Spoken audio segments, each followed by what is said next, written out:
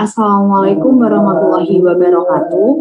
Selamat siang dan selamat datang kepada Mas Mbak K58. Jadi sebelum memulai kelompok belajar ini, mungkin Mas Mbak bisa mengisi absen terlebih dahulu. Recording in progress. Di kolom chat.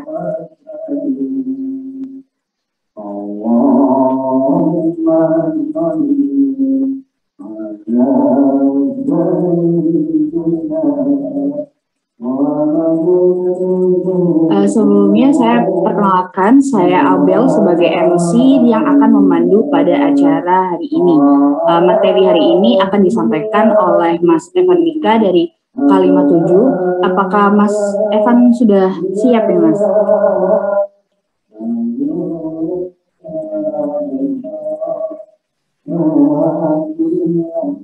Suaranya jelas atau enggak ya? Mohon maaf Mas, suaranya masih kecil sekali. Kurang jelas ya? Bentar ya.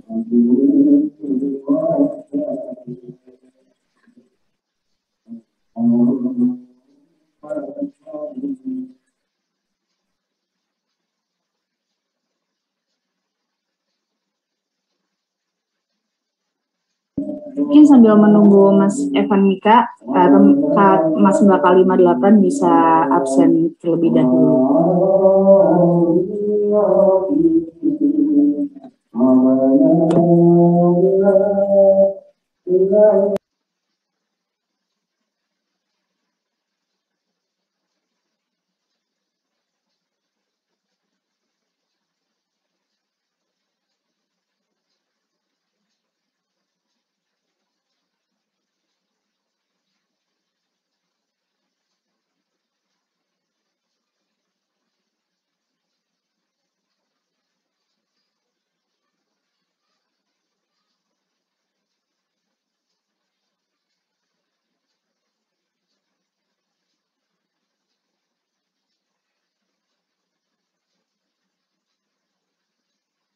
Permisi Mas Evan Mika, apakah sudah aman Mas?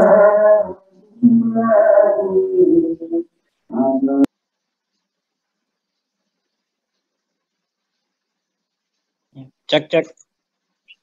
Sudah dengar Mas, sudah. Baik, untuk mempersingkat waktu, saya persilakan waktu dan layar kepada Mas Evan Mika. Oke. Suaranya udah jelas ya? Sudah Mas, sudah jelas. Semuanya, selamat datang di tutor TRK 2 ya. Mungkin sore hari ini nanti kita ke materi sebentar, review bab 18, terus nanti kita coba ngerjakan contoh-contoh soalnya.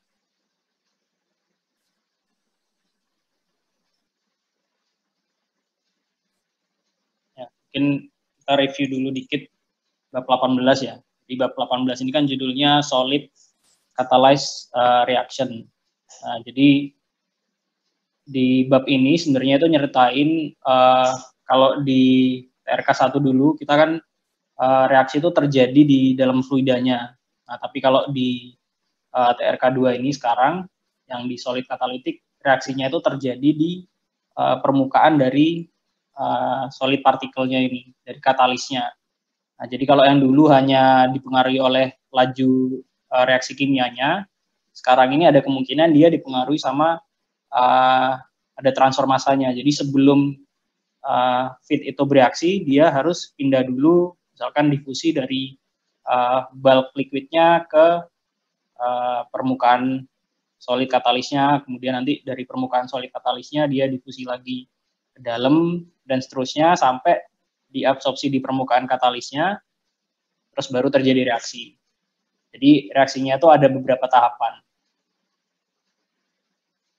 Nah, jadi ini contoh penurunannya di bab 18 ini. Dia ngasih tahu kalau ini sebenarnya udah disederhanakan sedikit. Jadi dia langsung dari absorpsi dari material feed yang mau kita reaksikan ke permukaan katalisnya, permukaan aktif katalis. Terus baru di situ ada reaksi. Reaksinya sendiri ada beberapa mekanisme. Terus baru habis bereaksi dia disort. Jadi dilepaskan dari permukaan katalisnya. Nah, dari tiga step ini itu persamaan reaksinya udah kayak gini.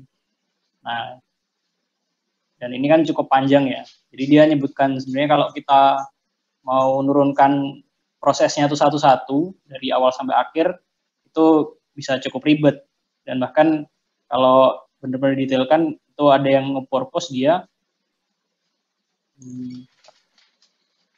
detailnya gimana?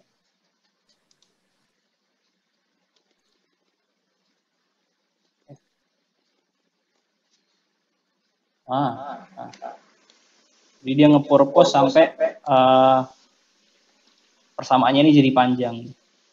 Jadi sampai 7 arbitrary constant. Jadi K-nya sampai ada 7 jenis. Nah, dan dia nyebutkan nanti persamaan ini tuh bisa disimpelkan. Jadi kita nggak perlu tahu detail mekanismenya gimana, tapi kita cuma bisa dekatkan reaksi yang terjadi itu pakai persamaan orde 1, orde 2, atau orde 3. Jadi kita nggak perlu tahu detail bagaimana mekanismenya terjadi, tapi bisa disimplifikasi lah ini.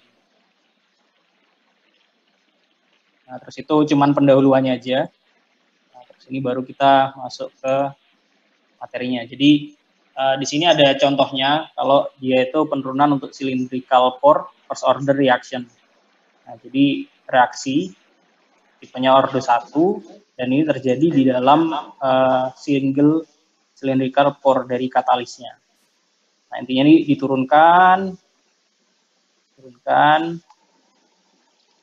Nah, sampai ini di grafik ini ya. Nah, kalau di grafik ini kita lihat ada yang namanya itu ML. Nah, jadi ML ini nama lainnya itu sebenarnya ini til modulus.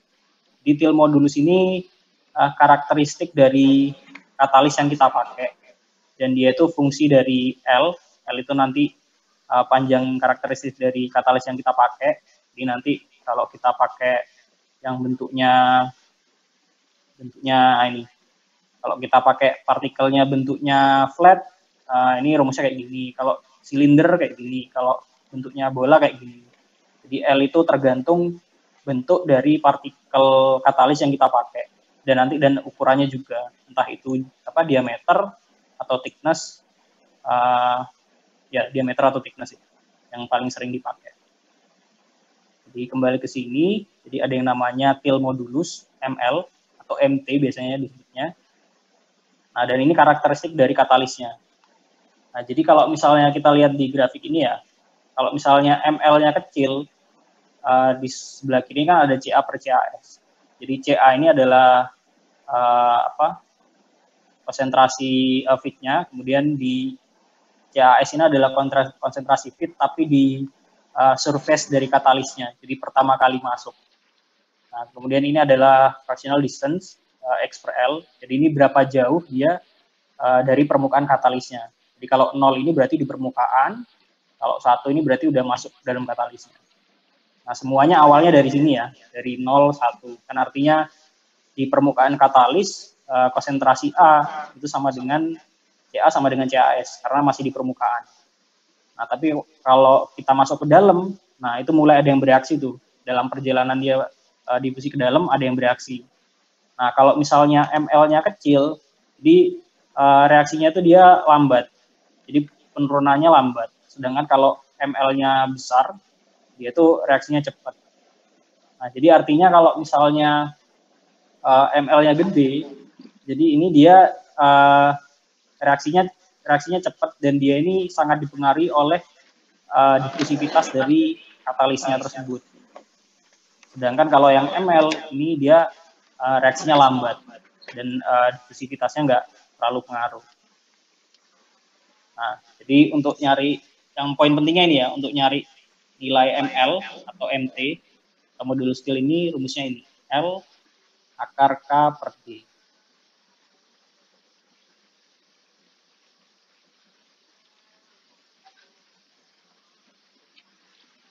Nah, terus fungsinya apa kalau kita udah tahu nilai ML atau modulus til ini? Nah, nanti kita bisa nyari yang namanya effectiveness factor. Nah, jadi effectiveness factor ini itu adalah perbandingan laju reaksi ketika ada pengaruh difusi dengan laju reaksi ketika nggak ada pengaruh difusi. Jadi yang bawah ini laju reaksi biasa, kalau misalnya kita cuma ada reaksi kimia, tapi kalau yang atas ini ada reaksi kimia tapi dipengaruhi juga sama difusi. Nah, jadi nilainya effectiveness factor ini atau E ini nilainya antara 0 sampai 1. Untuk sekarang masih 0 sampai 1. Nah, jadi kalau misalnya ada difusi, berarti nanti laju reaksinya itu bisa lebih rendah daripada ketika cuma ada reaksi kimia. Nah, makanya nanti di rumusnya, ini TRK1 emang agak lompat-lompat. Nah, jadi laju reaksi ini K kalikan CA. Biasanya kan kalau dulu kalau Ordo 1 cuma K kali CA. Nah, tapi sekarang ada dikali E, dikali effectiveness faktornya. Jadi dia bisa lebih lambat daripada laju reaksi kimia aja, karena ada pengaruh dari E ini. Nah, nilai E sendiri ini nanti kita hitungnya ya dari modulus Thiel tadi, dari MT.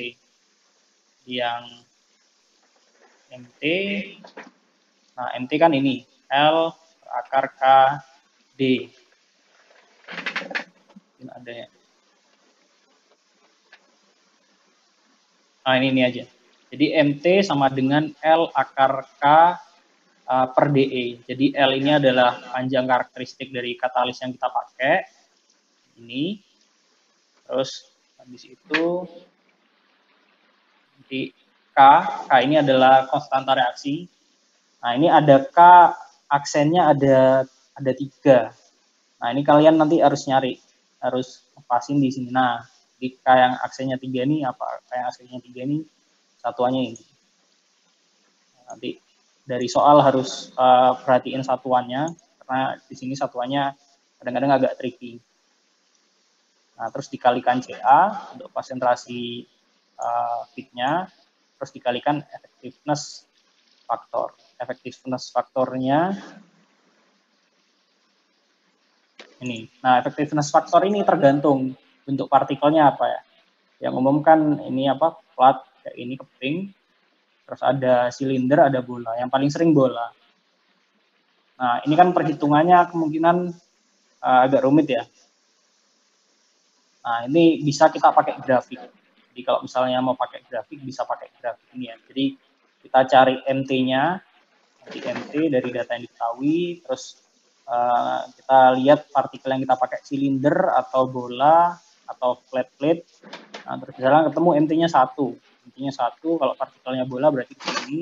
Nanti ketemu effectiveness faktornya 0,6. Nah, kalau udah ketemu effectiveness faktor, bisa kita cari laju reaksinya. Nah, terus nanti ada juga contoh soal yang dibalik. Jadi kita pengen tahu dia itu sebenarnya laju reaksi yang kita dapatkan dari data eksperimen itu sebenarnya dia dipengaruhi oleh difusi partikel atau sebenarnya dia hanya dipengaruhi oleh laju reaksi. Nah, itu nanti ada tekniknya, dan biasanya kita daripada nyari MT, kita nyari yang namanya MW atau Wagner modulus. Nah, jadi nanti Wagner modulus ini fungsi dari L ini panjang karakteristik yang tadi. Terus ini RA per CA. Jadi ini data dari eksperimen yang kita dapatkan nanti dibagi DE. DE ini difusivitas efektifnya dari dari partikelnya. Nah, terus nanti yang penting itu ini. Jadi dari nyari MT tadi itu nanti bisa dibagi jadi beberapa area. Nah, kalau MT-nya itu lebih kecil dari 0,4, ini disebut area diffusion free. Nah, artinya di sini itu difusi dari feednya ke dalam katalisnya itu nggak mempengaruhi laju reaksi. Jadi di sini murni cuman laju reaksinya cuma dipengaruhi oleh kecepatan reaksi kimianya. Nah, sedangkan kalau MT-nya lebih besar dari 4, jadi nanti di sini ini strong diffusion resistance. Jadi di sini laju reaksinya itu udah dipengaruhi sama difusinya. Jadi nilai effectiveness faktornya ini udah jauh lebih kecil dari 1. Jadi dia jauh lebih lambat ketika hanya terjadi reaksi kimia. Nah, jadi nanti pengelompokannya.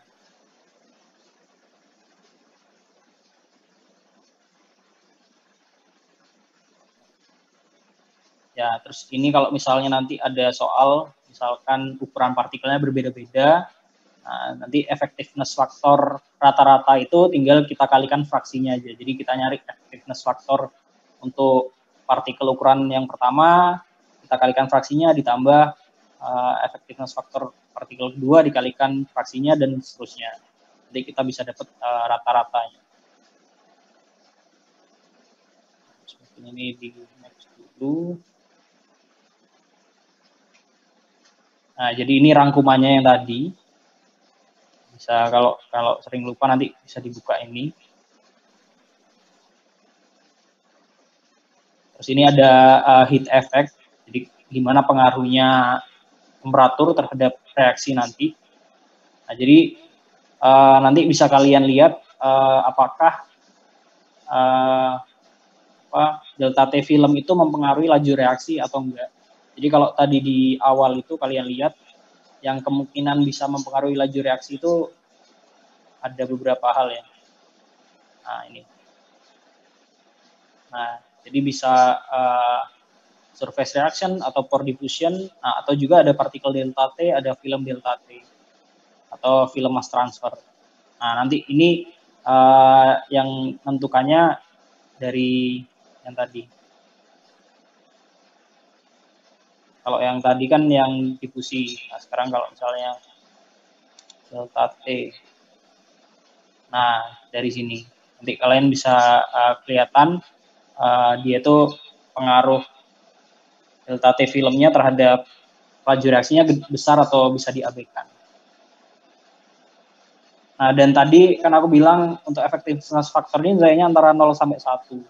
Nah, tapi ternyata kalau misalnya dia itu reaksinya eksotermis, nah jadi nilai effectiveness factor ini bisa lebih dari 1. Artinya laju reaksinya itu nanti bisa lebih cepat daripada laju reaksi normalnya ketika hanya ada reaksi kimia. Jadi effectiveness factor itu possible untuk nilainya lebih dari 1 kalau reaksinya eksotermis. Nah, sekarang inilah, ini yang paling sering keluar mungkin di soal-soal ujian nanti, performa dari reaktor kalau isinya itu pakai porous katalis partikel. Nah, jadi yang pertama jenisnya ada plug flow. Nah, plug flow nanti persamaannya itu intinya kayak gini. Nah, bedanya kecil dari yang bab 3 ya. Ini kan sebenarnya persamaannya ideal plug flow, cuman kalau dulu di sini ada V reaktor, sekarang di sini diganti W. W ini berat katalis atau juga bisa kita nanti pakai volume dari katalis. Ya.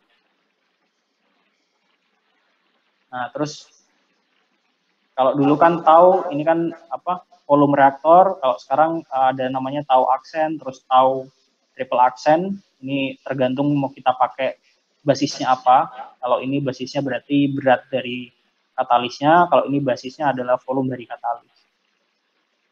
Nah, jadi nanti dari persamaan ini itu kita bisa masukkan nilai RA-nya, RA aksen atau RA triple aksennya ini tergantung dari laju reaksinya. Apa dia ordo pertama, ordo kedua, atau dan lain-lainnya ya. Nah, tapi yang paling umum karena kalau ordo 2, ordo 3 mungkin agak ribet penurunannya, yang paling umum kita temui nanti persamaan reaksinya ordo 1. Nah, dan kalau ordo 1 ini dia udah menurunkan di contoh reaksinya, contoh penurunannya, nanti persamaannya jadi kayak gini. Nah, ini ingat ya, ini dia perubahan volumenya. Jadi kalau lupa ada di bab 3 nilai E. Nah, terus nilai XA out berarti konsentrasi keluar di out. Ini sebenarnya mirip persis dengan di bab 5. Kalau kalian lihat penurunan. Jadi kalau misalnya nanti ordonya nggak ordo 1, misalkan ordo 2, bisa kalian pakai langsung dari tabelnya bab 5 ini.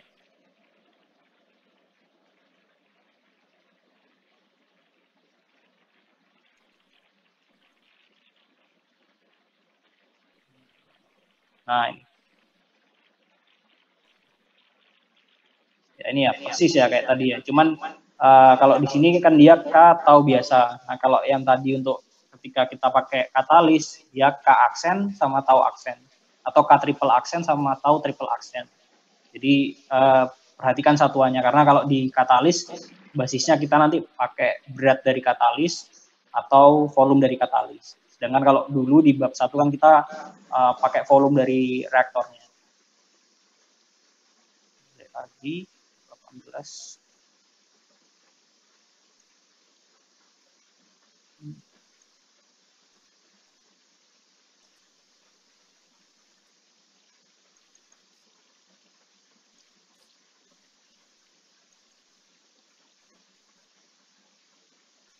Ya itu.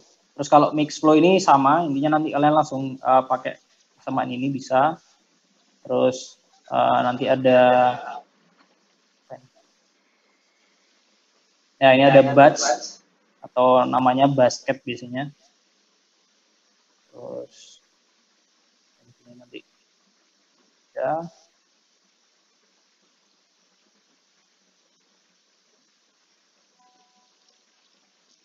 Mungkin langsung ke contoh soal aja ya kayaknya.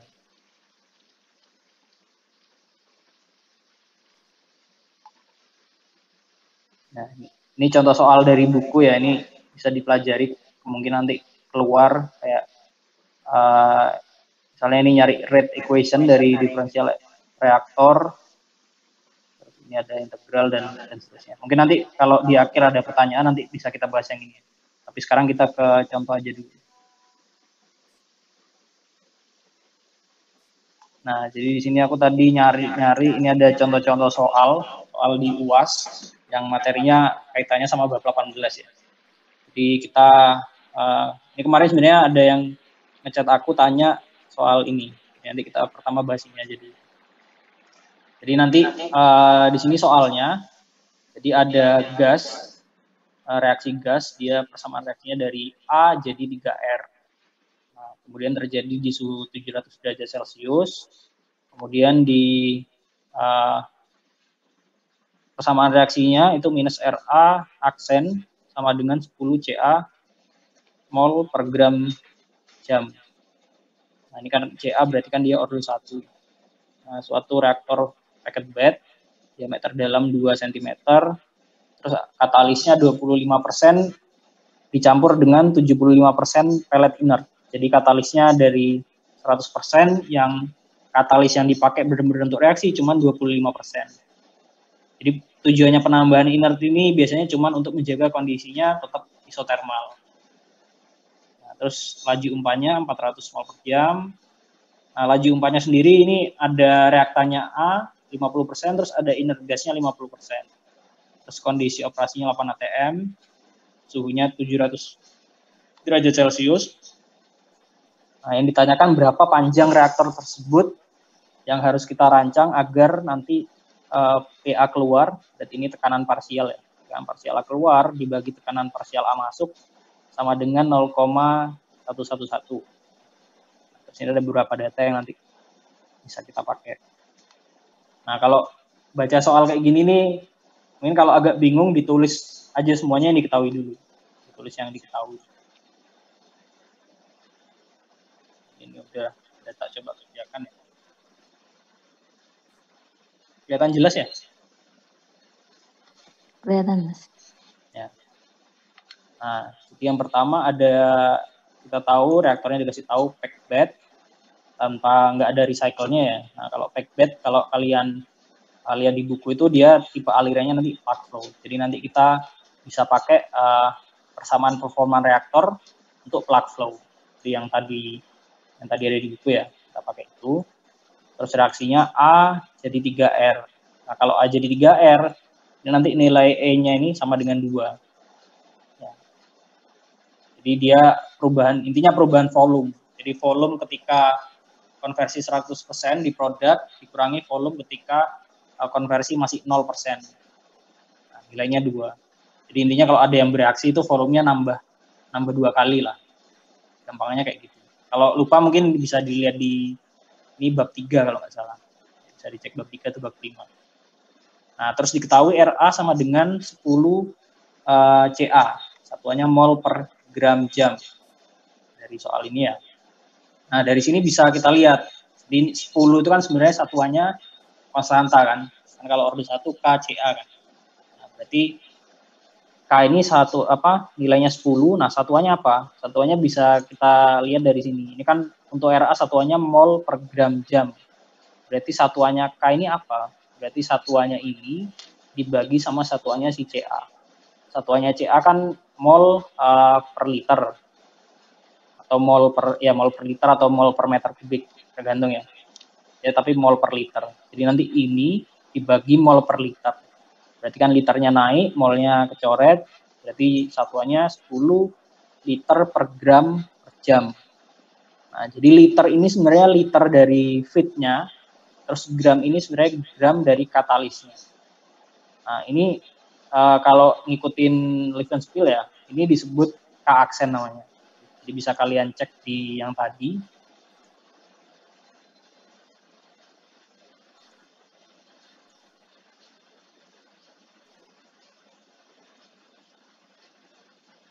Nah, jadi satuan ini lumayan penting jadi.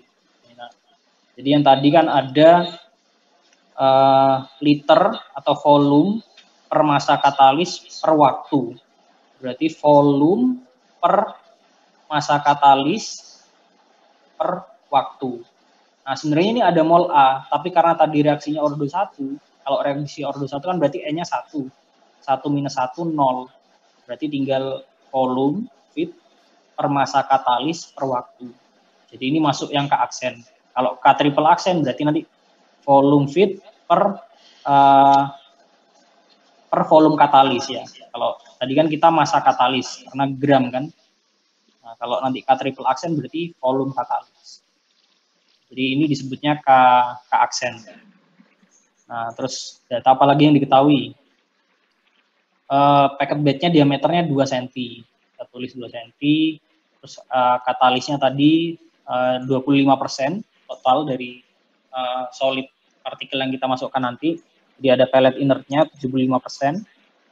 Nah, terus ada N0 total, maksudnya ini mol total yang masuk ada 400 mol per jam dan fraksi inertnya ada 50%. Terus kondisi operasinya 700 derajat Celcius, masuknya 8 atm, diameter partikel 3, rho katalisnya 2 gram per cm kubik, porositas bednya 50%. Nah, pertama kita lihat, kan ini kita tahu packed bed reaktor, kita lihat persamaannya. Persamaannya kayak gini. Dan kalau ordo 1, ngikutin aja yang di buku tadi, nanti persamaannya kayak gini kan. Nah, kita disuruh nyari ukuran dari reaktornya, packed bednya. Nah, nanti ukuran itu hubungannya sama jumlah katalis yang mau kita pakai. Ya, hubungannya sama W. Jadi ini persamaannya dari yang tadi ya. Yang tadi untuk ordo 1 untuk plug flow reaktor. Plug flow reaktor ordo 1. Nah, ini ya. Di persamaannya nanti ngikutin ini. Dari sini. Nah, sekarang kita lihat dari persamaan ini yang udah diketahui apa aja. Nah, yang udah diketahui kan sebenarnya baru ini, baru E-nya. Untuk nilai, terus K aksen kan tadi udah kita cari. Yang dicari. Nah, terus W ini nanti yang kita cari. Nah, terus CA0 sama FA0. Nah, CA0 ini kan nggak diketahui kan, karena yang diketahui tadi masih perintilannya lah, masih cuman kondisi operasi, terus masuknya kita nggak tahu konsentrasinya berapa. Nah, jadi yang pertama kita cari dulu nih, nilai CA0 sama FA0. Nah, jadi kalau gini pendekatannya kita pakai gas ideal aja. Ya, jadi kita nyari dulu FA0 sama CA0. Nah, jadi kalau kita lihat pakai gas ideal PVNRT, terus nanti V sama dengan nRT per P ya. Jadi ini tujuannya kita nyari flow rate gas yang masuk. Karena yang diketahui kan cuma mol rate dari gas masuk. Nah, sedangkan kita mau nyari flow rate-nya. Nah, kita cari inilah R, cari satuannya yang paling cocok sama apa yang diketahui sama di soal. Nah, ini satuannya kan pakai Kelvin, berarti suhu yang di soal kita rubah dari Celcius tadi Kelvin, terus tekanannya atm, R-nya ini satuannya udah atm, cocok. Nah, terus N-nya mol, ini juga udah mol. Nah, nanti kita dapat V. Nah, V-nya ternyata satuannya segini, nilainya segini. 3,99 meter kubik per jam. Nah, terus FA0. FA0 ini apa? Laju alir mol dari A. Nah, tadi kan FA0 ini kan yang diketahui kan total mol di aliran masuk ini 400 mol per jam. Padahal di sini ada inertnya 50%. Berarti untuk komponen A-nya aja berarti kan sisanya dari 50%. Berarti kan 51 dikurangi 50% dikalikan 400 ya. Jadinya 200 mol per jam. Nah, terus CA0-nya berapa? CA0 kan konsentrasi kan. Berarti mol si A dibagikan volumenya. Berarti molnya si A yang masuk berapa? 200 dibagi volume total yang masuk. Berarti 200 dibagi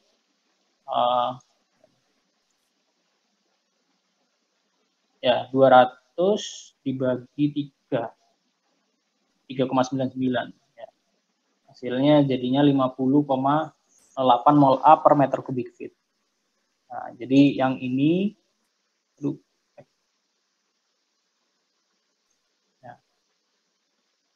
jadi yang bagian sini sudah tahu, sekarang ke yang bagian kanan. Nah, yang bagian kanan kan cuman EA sama XA out.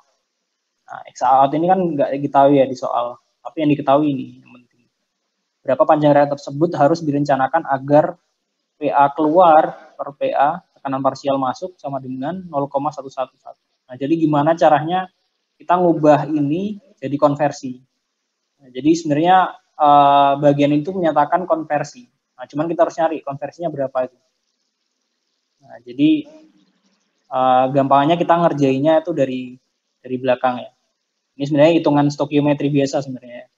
Jadi XA-nya kan kita nggak tahu berapa. Anggap aja kita XA-nya 0,5.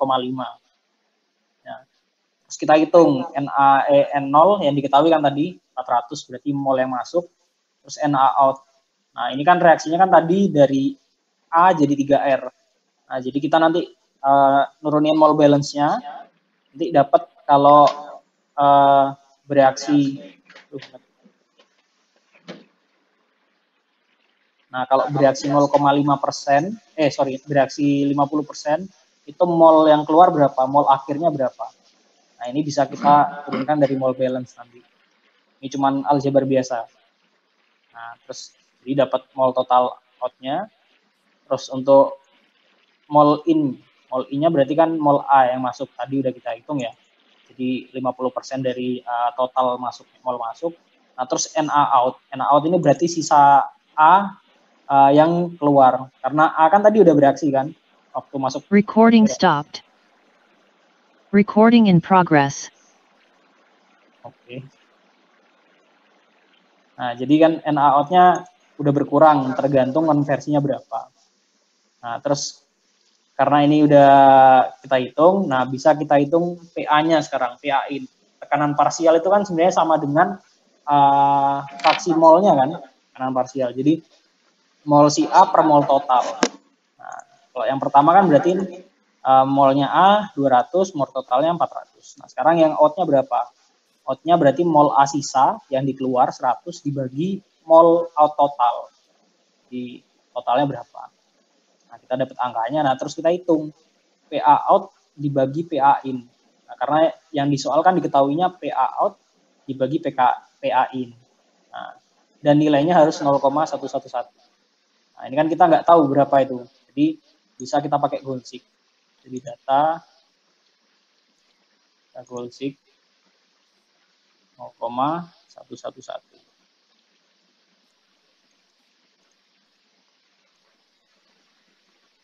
Nah, dapat ini. Nah, ini kan sebenarnya angkanya agak bulat ya. Nah, kemungkinan di soal itu kan dibulatkan. Jadi kalau ini tak 0,8, nah ternyata 0,11. Jadi mungkin maksud soalnya ini. Jadi ini sebenarnya ada cara lainnya. Cara lainnya nanti bisa kalian kerjakan dari depan. Jadi nanti bisa langsung ketemu nilai XA. Nah, cuman kalau ini kalau agak malas, kalian ngerjakannya dari belakang aja. Jadi lebih nggak terlalu ribet nurunin rumusnya nanti. Nah, jadi kita udah tahu sekarang nilainya XA. Nah, di yang sebelah kanan ini udah bisa kita hitung kan? Ini udah bisa kita hitung. Jadi ini dimasukkan nilai XA-nya sama EA. Nah, ini udah dihitung. dapat 3. Nah, sekarang yang sebelah kiri. Jadi yang sebelah kiri kan sama dengan sebelah kanan. Nah, yang kita cari W, nilai K aksen kita udah tahu, nilai CA0 kita udah tahu, nilai FA0 udah tahu. Yang kita hitung tadi ya, ini ya, beli. Nah, dapat W. Nah, nanti perhatikan satuannya juga ya. Nah, dapat W, ternyata W-nya itu 128,9,01 gram. Nah, berarti ini berat solid yang, bukan berat solid, berat katalis yang kita butuhkan. Nah, tapi karena berat katalis yang kita butuhkan itu, katalis yang kita pakai kan cuma 25% dari total padatannya yang nanti dimasukkan ke reaktor. Berarti kita harus nyari total volume solidnya itu berapa dalam reaktor. Berarti kan nanti 100% dibagi 25% dikalikan massa katalisnya sendiri. Nah, berarti kita dapat sekian. Jadi ini massa solid yang harus kita masukkan ke dalam reaktornya. Nah, terus karena kita udah tahu total solidnya, nah bisa kita nyari volume solidnya. Jadi volume solid tinggal dibagi sama densitasnya. Tadi densitas solid atau densitas katalis kan ini 2 gram per cm kubik. Berarti nanti ini dibagi sama ini dapat. Berarti nanti ini volume katalisnya atau volume solidnya. Nah, terus volume reaktor berapa? Nah, terus ada tadi porositas bed. Di porositas bed ini artinya kan porositas itu volume ruang kosong dibagi volume padatannya. Nah, berarti kan kalau misalnya kita ingin nyari volume total ya berarti tinggal 100 per porositas dikalikan volume solidnya. Nah, jadi dapat di sini nilai volume reaktornya 5.000 sekian. Nah, udah dapat ya. Nah, terus kita karena yang diminta panjang reaktor dan kita udah punya volume, berarti kan kita nyari sekarang luas penampang reaktornya berapa. Nah, luas penampang berarti tinggal luas lingkaran biasa. Tadi kan diketahui diameter reaktornya ini 2. Jadi kita cari luas permukaannya, terus ketemu luas permukaannya sekian. Berarti nanti panjang reaktornya, di volume reaktor yang kita butuhkan dibagikan luas penampangnya. Dan ketemu sekian. Atau kalau dikonversi ke meter jadinya 16,4 meter. Nah, jadi ini yang soal pertama. Mungkin ini langsung ditanya jawab atau nunggu sampai akhir nanti ya? Moderator atau MC? Mungkin langsung tanya jawab aja biar gampang. Mungkin Mas Mbak yang ada ditanyakan untuk soal nomor 1 ini bisa langsung menanyakannya sekarang.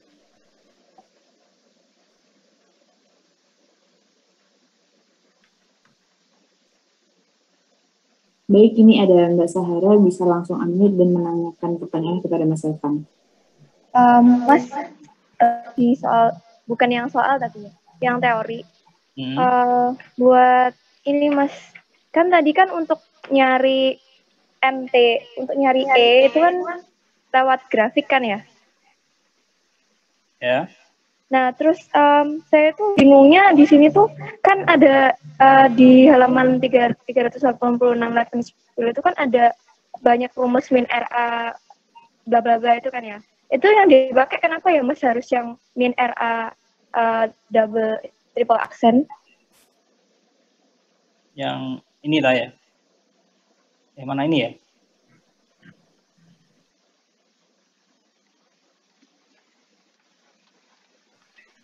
Suara saya kedengeran nggak ya? Iya, dengar. Tadi gimana pertanyaannya yang ini persamaan-persamaan?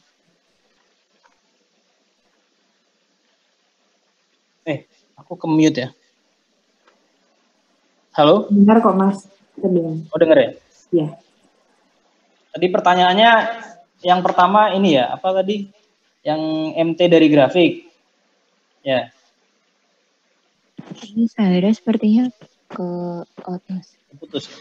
Ya, keputus. Ya, atau mungkin sambil nunggu yang lain ada pertanyaan lagi dulu. Atau langsung aku jawab, tapi gak ada orangnya. Mungkin kepada Mas Mbak yang lainnya bisa menanyakan pertanyaan seputar soal pertama dan juga materi yang telah disampaikan oleh Mas Evan.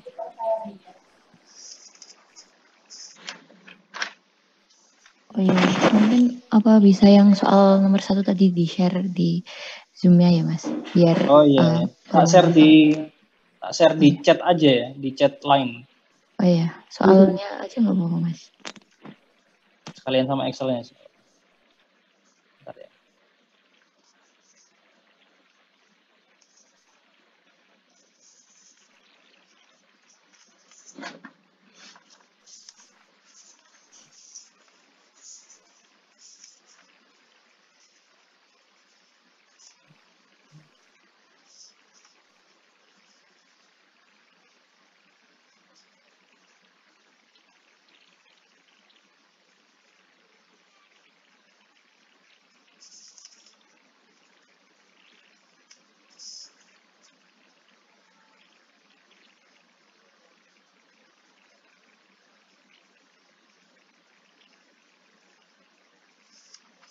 Mohon maaf Mas, saya udah join lagi. Ya. Jadi saya nanyanya itu kan di halaman 386 itu kan banyak rumus min RA kan ya. Kenapa yang dipakai untuk nyari E-nya itu tuh harus pakai rumus yang 17? Atau emang yang dipakai itu rumus 17 sama 14 atau yang lainnya tuh nggak dipakai gitu? Oke, siap. Nah, jadi pertanyaannya bagus. Kenapa kok yang sering dipakai 18 atau 17 atau 15? Aku yang paling sering dipakai itu. Nah, karena yang paling mudah diukur itu kan ini tergantung basisnya ya. Nah, jadi sebenarnya menurutku yang paling pertama mudah diukur itu basisnya adalah massa dari katalisnya. Nah, misalkan kita mau pakai persamaan 16 ya. Persamaan 16 itu basisnya katalis surface. Nah, jadi katalis surface ini kita ngukurnya agak susah karena misalnya katalisnya kan ini kan katalis bupori ya. Jadi misalnya katalisnya bentuknya bola atau spherical ya. Jadi luas permukaannya itu bukan cuma luas di bolanya, tapi luas permukaannya itu kita harus memperhitungkan juga pori-pori di dalamnya. Jadi pori-pori yang bentuknya silinder itu kan ada tuh luas permukaannya. Nah, itu harus dimasukkan juga. Nah, jadi kalau untuk pengukuran secara langsung kayak volume luas permukaan katalis itu kan sulit. Di umumnya yang paling mudah diukur, kita makainya yang paling mudah diukur itu misalnya berat katalis atau volume katalisnya, volume keseluruhan katalis. Makanya persamaan yang paling sering dipakai itu kalau nggak persamaan 15 yang aksen atau yang persamaan persamaan 17. Persamaan 18 juga sering dipakai sebenarnya. Jadi antara 15, 17, 18. Jadi itu tergantung apa yang diketahui di soal. Dan kalau praktiknya biasanya basis yang pengukurannya paling mudah dilakukan itu yang dipakai. Ya, mungkin udah menjawab atau belum? Udah Mas, makasih sudah menjawab sekali. Sama-sama. Jadi kalau di soal bingung nanti lihat aja satuannya. Mungkin bisa dilanjut di soal nomor 2 Mas, karena kemungkinan masih belum ada yang bertanya lagi.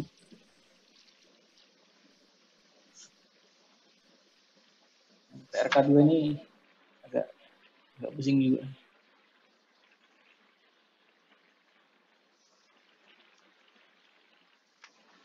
Biasanya kebanyakan siapa yang di sini? Bu Arin. Bu Arin. Ada yang Pak Mahfud nggak?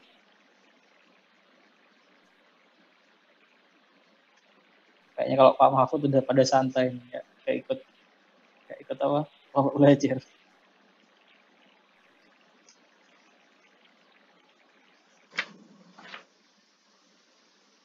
Oke. Ya nanti kalau ada pertanyaan soal nomor 1 bisa ditanyakan lagi. Nah, sekarang ke soal nomor 2. Soal nomor 2 ini tentang difusi. Kita diketahui ada data, ada laju reaksinya udah diketahui, terus volume reaktor diketahui ada porositasnya, suhu, tekanan, terus diameter partikel, sama difusivitas efektif. Nah, terus pertanyaannya dari data-data itu apakah difusi intrapartikel ini sangat dominan atau enggak? Nah, jadi difusi intrapartikel itu ya difusi di dalam partikel katalisnya itu. Nah, jadi kapan difusi itu dominan, kapan difusi itu enggak dominan. Nah, itu kan pembagiannya di sini. Nah, jadi atau jelasnya di sini. Nah, jadi dikatakan difusi dominan kalau dia itu MT-nya lebih besar dari 4. Kalau dikatakan difusinya enggak dominan atau diffusion free itu ketika MT-nya lebih kecil dari 4. Atau bisa kita pakai MW. Nah, nanti di sini tak kasih tahu kenapa kok poin 5 ini, maksudnya poin 5 ini apa? Kenapa kok ketika pakai MW itu data dari data reaksi atau data eksperimen itu lebih mudah kita lihat pengaruh difusivitasnya. Jadi yang pertama kita coba ngerjakan pakai MT. Nah, jadi kan yang ditanyakan di soalnya difusi intrapartikelnya dominan atau enggak. Berarti kita harus nyari nilai MT. Nah, kita nyari nilai MT terus kita lihat di sini MT-nya nanti lebih kecil dari 0,4 atau lebih besar dari 0,4 atau di antaranya. Jadi baru bisa kita tentukan dia itu difusinya dominan atau enggak. Nih. Nah.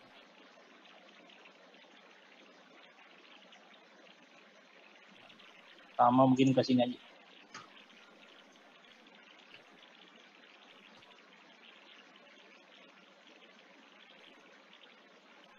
Boleh Mas Mbak K58, apakah ada yang ditanyakan dari soal nomor 2 tadi? Oh belum, sorry, belum selesai. Like tadi. Maaf Mas, karena aku juga belum begitu paham soal RK2, aku kira sudah selesai. Nah, jadi kan tadi kita nyari MT dulu, Nah, ketika nyari MT itu apa aja yang dibutuhkan? Nah, MT kan rumusnya ini, L akar K triple aksen DE. Nah, tadi kalau di soal kita lihat nilai DE kan udah tahu. Nah, sekarang kita nyari nilai L. L itu apa? L itu tadi kan ini panjang spesifik dari partikelnya, dan itu tergantung dari bentuk partikelnya. Jadi kita lihat di soal bentuk partikelnya tadi, nah bentuk partikelnya bola atau spherical kan. Berarti L-nya kita ambil yang bentuk spherical. Nah, spherical ini R/3. Jadi R ini diameter partikel. Nah, berarti diameter partikel kan tadi nih 150 mm. Nah, berarti 150 dibagi 3. Terus ini kalau konversi ke meter dibagi 1000. Jadi kita tahu nilai L. Jadi DE tahu, L tahu. Nah, sekarang DE tahu, L tahu. Nah, untuk nyari MT berarti kita butuh nilai K triple aksen. Nah, K triple aksen kan nggak diketahui di soal ya. Di soal nggak ada ini K triple aksen. Nah, K triple aksen dari mana berarti? K triple aksen ternyata bisa dari persamaan ini. Karena tadi kan RA-nya udah diketahui. RA-nya udah diketahui, terus CA-nya nanti bisa kita cari. Terus E-nya belum kita tahu. Belum diketahui, dan ini nanti yang agak tricky. Nah, jadi ini penting. Di soal diketahuinya RA-nya 0,8 mol per second. Nah, tapi ini nggak sama RA yang di sini. Karena RA yang di sini kan RA tapi ada triple aksennya. Nah, artinya ini ada basis volume dari katalisnya. Nah, jadi kita harus nyari dulu volume katalisnya itu berapa. Nah, jadi volume katalisnya gimana cara nyarinya? Diketahui di soal itu. Yang diketahui adalah volume dari bednya, bed katalisnya. Nah, dan diketahui porositasnya 0,4. Nah, porositas kan berarti volume ruang kosong. Porositas itu volume ruang kosong dibagi volume padatannya. Berarti nanti volume katalisnya itu 0,6 atau 1 dikurangi 0,4 dikalikan volume total reaktornya. Nah, jadi dapat volume katalisnya itu 0,3. Nah, jadi nanti dari sini baru kita dapatkan nilai RA triple aksennya. Jadi RA triple aksen itu RA dibagi volume katalis. Jadi satuannya baru sekarang mol per meter kubik katalis second. Nah, jadi udah sesuai sama ini ya, mol per meter kubik katalis second. Jadi satuannya diperhatikan. Nah, kita udah dapat nilai RA, terus kita sekarang nyari nilai si CA. Nah, jadi ini kan reaksinya kan ini gas. Nah, jadi kalau gas kita PV NRT aja, langsung PV NRT. Nah, gas, PV NRT. Nah, kita mau nyari CA. CA itu kan konsentrasi. Konsentrasi berarti mol per volume. Jadi kita ubah persamaan jadi N per V sama dengan P dibagi RT. P-nya diketahui, R-nya kita cari satuannya yang sesuai, jadi diketahui, nah dapat si CA. Nah, sekarang dari persamaan yang tadi itu, RA-nya udah diketahui, CA-nya udah diketahui. Nah, E ini kan effectiveness factor. Effectiveness factor ini kan berarti dari sini. Kita harus cari MT dulu, padahal MT itu yang mau kita cari. Nah, di sini trikinya. Jadi nilai E itu pertama kali kita harus asumsi dulu atau kita trial. Jadi kira-kira nilainya berapa. Nah, kalau ini udah bisa kita trial, nah nanti bisa nih dicari nilai K triple accent. Di K triple accent tinggal ini dibagi ini. Nah, jadi di Excel-nya gitu. Jadi kita cari dulu nilai E trialnya berapa. Jadi misalkan kita nggak tahu, anggap aja ini dia difusinya nggak pengaruh apa-apa. Kalau difusi nggak pengaruh apa-apa berarti effectiveness faktornya itu 1. Nah, jadi nilainya 1. Nah, bisa kita hitung nilai K triple accent. K triple accent tadi dari rumus itu dapat. Nah, sekarang kita bisa nyari nilai MT. Karena tadi MT kan L K triple accent per DE. Udah diketahui semua, bisa kita hitung. Nah, dapat MT. Udah dapat MT. Nah, sekarang kita bisa nyari nilai E atau effectiveness factor. Kalau yang tadi pertama di trial, sekarang kita hitung dari hasil trial itu apakah benar nilai E-nya sesuai dengan yang kita trial tadi. Nah, caranya ada 2, bisa kita pakai grafik ini atau kita masukkan persamaan. Nah, kalau udah pakai Excel daripada pakai grafik kan, kalau ketika ngerubah trial kan nanti harus nyesuaiin lagi gambarnya. Jadi mendingan langsung pakai rumus. Nah, jadi E ini bisa kita pakai rumus. Rumusnya itu yang rumusnya itu ini. Nah, jadi rumusnya ada 3. Nah, jadi karena kita bentuknya bola, sphere, jadi kita pakai rumus yang ini. Jadi dari nilai MT yang kita cari tadi, nah kita cari nilai effectiveness factor yang baru. Nah, ternyata setelah dihitung, dapatnya nilai E-nya ini sekian. Ya. Nah, nilai E sekian ini kan berarti kalau tadi kita trial pertama 1, dihitung lagi sekarang nilainya sekian, berarti kan tadi trial kan salah kan. Nah, berarti harus dikoreksi kan. Nah, jadi errornya dia berarti selisihnya ini persen selisihnya. Nah, jadi ini bisa kita goal seek nanti. Kita goal seek sama dengan 0. Dengan merubah trial yang kita mau. Nah, dapat sekarang nilainya sama kan, berarti trialnya kita itu udah bener, udah sesuai. Ya. Nah, dari sini baru kita bisa lihat nilai MT yang kita dapatkan berapa. Oh, ternyata nilai MT yang kita dapatkan 0,2. Nah, baru kita lihat di grafik tadi. Di grafik tadi 0,2 kan di sini. Nah, batasnya itu ketika MT lebih kecil dari 0,4 berarti dia diffusion free. Ya, atau dia difusinya nggak mempengaruhi laju reaksi. Ya, jadi pertanyaannya udah terjawab ya. Pertanyaan kan tadi, apakah difusinya sangat dominan? Berarti jawabannya kalau ini kan difusinya nggak dominan. Karena dari nilai MT, kita bisa lihat kalau dia itu di daerah yang diffusion free. Karena MT-nya lebih kecil dari 0,4. Ya, kita tadi 0,2. Ya, udah terjawab.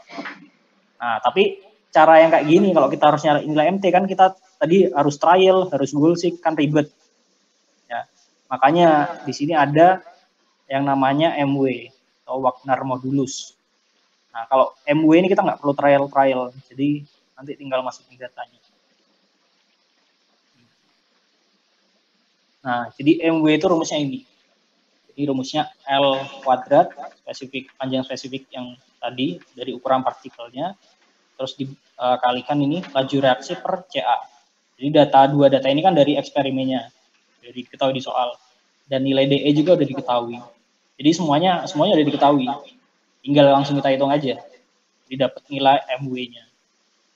Nah, kalau udah dapat, pertanyaan kan tadi dia daerahnya di mana, di diffusion free atau diffusion control.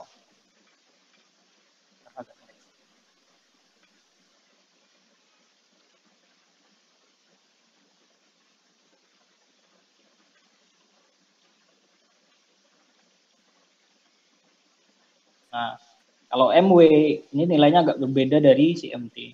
Kalau CMW itu dia dibilang diffusion free kalau nilai MW lebih kecil dari 0,15.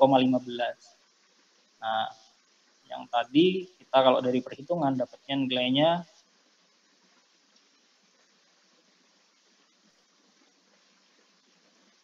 ini laptopnya agak ngelag. Nah, kita dapatnya 0,04. Ya, jadi ini dari hasil perhitungan langsung bisa kita dapat nilai MW. Karena MW-nya 0,04 lebih kecil dari 0,15, berarti dia udah cocok sama yang tadi kan, sama-sama diffusion free. Jadi jawaban untuk yang pertama ini, apakah difusi intrapartikelnya sangat dominan? Jawabannya enggak, karena nilai MT maupun MW-nya itu mengatakan kalau dia diffusion free. Ya. Nah, terus pertanyaan selanjutnya, bagaimana mengatasi atau menghindari tahanan intrapartikel? Nah, ini ada beberapa opsi sebenarnya. Jadi intinya kalau kita mau menghindari daerah ini kan diffusion resistant, strong diffusion resistant atau diffusionnya dominan di sini. Jadi intinya kita harus memperkecil angka MT. Di MT-nya itu diperkecil. Nah, caranya memperkecil MT berapa? Gimana caranya? Berarti kita lihat. Nah, MT itu tadi, nah rumusnya kan ini. L akar aksen per DE. Nah, kalau nilai dari L ini kan dia ukuran dari partikel. Jadi kalau kita ingin ngecilin MT, kita harus ngecilin si L. Nah, kalau ingin ngecilin si L, berarti ngecilin ukuran partikel, ngecilin diameternya. Nah, jadi ini bisa aku kasih contoh, misalkan dari Excel ini ya, ini kan ukuran partikelnya udah sekian ya, kecil ya. Nah, misalnya kita rubah kalau ukuran partikelnya jadi berapa ya? Karena ukuran partikelnya jadi 500. Kalau ukuran partikelnya makin gede, nah ini kan sekarang MT-nya makin gede kan. MT-nya makin gede.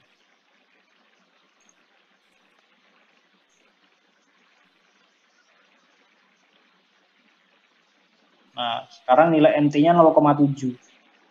Nah, jadi kalau kita ngegedein ukuran partikel, nilai MT-nya naik, sekarang nilai MT-nya 0,7. Berarti udah makin kanan. Sekarang dia di daerah ini. Daerah transisi lah istilahnya, daerah transisi. Nah, jadi di sini ada sedikit ada pengaruh dari diffusi.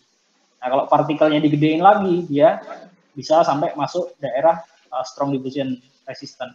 Ya, jadi karena ukuran partikelnya gede, jadi dia itu kan untuk reaktan masuk ke dalam partikel dia harus difusi melalui ukuran partikel yang tebal lah istilahnya. Nah, jadi dia sangat mempengaruhi laju reaksi. Nah, jadi gimana caranya supaya, kalau pertanyaannya gimana caranya menghindari tahanan intrapartikel, ya berarti kita mengecilkan ukuran dari partikel. Ya. Atau bisa juga kita main-main di nilai DE. Nah, kan tadi MT itu ada fungsi L, ada fungsi DE juga. Nah, berarti DE-nya ini harus besar supaya nilai MT-nya ini makin kecil.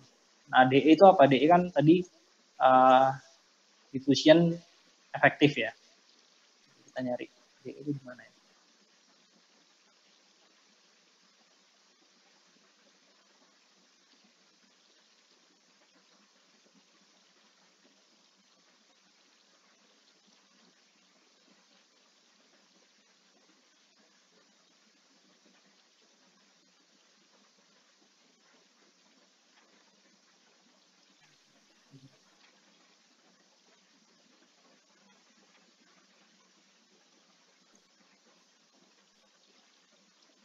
Ada itu. Ya, kalau nggak salah aku lupa di mana tempatnya. Pokok DE itu kalau nggak salah juga kayak porositas dari katalisnya. Jadi kalau katalisnya rongganya itu semakin banyak, nilai DE-nya itu nanti makin gede. Jadi itu bisa jadi salah satu alternatif untuk kita menghindari dari pengaruh diffusion resistant. Ya, mungkin nomor 2 kayak gitu sih. Mungkin ada pertanyaan dulu. Atau terlalu cepat atau gimana? Nah ini ada yang bertanya Mas, dari Mbak Ayu, bisa langsung angkat aja Mbak. Makasih. Oh, ini Mas, yang lajunya itu bukannya 8 ya Mas? Atau 0,8 tuh konversi jadi... Sorry. Ini apa ya? Oh, ini harusnya 8 ya? Iya, sorry. Iya. Berarti kalau itunya 8 tuh caranya yang kayak tadi ya Mas? Yang terakhir apa? Yang cara tekanan difusi intrapartikel sangat dominan tuh berarti ya? Ya, caranya tetap, cuman ini kan angkanya berubah ya. Jadi kita lihat. Sorry. Bentar. Ini 8, terus ada lagi yang salah nggak? Oh ini, ukuran partikelnya kan tadi udah juga. Ukuran partikelnya 15. Oke. Nyari DE kan diketahui. L kita cari dari ukuran partikel. Terus dapat ini. Mungkin gampangnya pakai MW aja. Kalau MW kan langsung dihitung ya. MW-nya 0,04. Berarti ya tetap dia diffusion free. Karena MW-nya lebih kecil dari 0,15.